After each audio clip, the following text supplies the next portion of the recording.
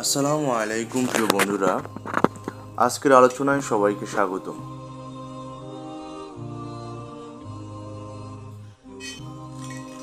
আজকে আলোচনা করব দ্বিতীয় বিশ্বযুদ্ধে চলাকালীন সময়কার কিছু ঘটনা সম্পর্কে।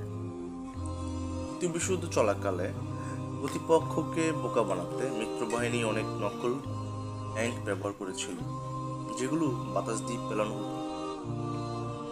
যখন মিত্রবাহিনী ঠিক করলো যে নরম্যান্ডিতেই ইউরোপ আক্রমণ শুরু হবে, তখন তারা জার্মানদের বিভ্রান্ত করার জন্য একটি চতুর পরিকল্পনা নেয়।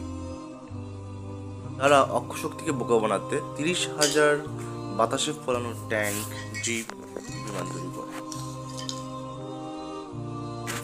এই পরিকল্পনা সফল করতে মিত্রবাহিনী ভুয়া রেডিও বার্তা প্রচার করে, রেকর্ড করা সামরিক প্রশিক্ষণের শব্দ বাজায় এবং জার্মানদের কাছে ভুল তথ্য পৌঁছানোর জন্য গুপ্তচর ব্যবহার করে।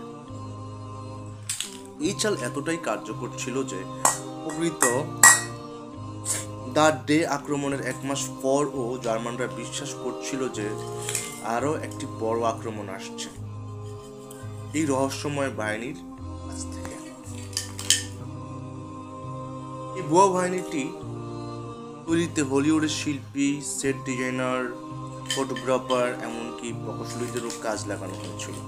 তার দক্ষতায় এই সেনাবাহিনী ইউরোপের মূল ভূখণ্ডে যুদ্ধের শেষ পর্যন্ত কার্যকর ছিল।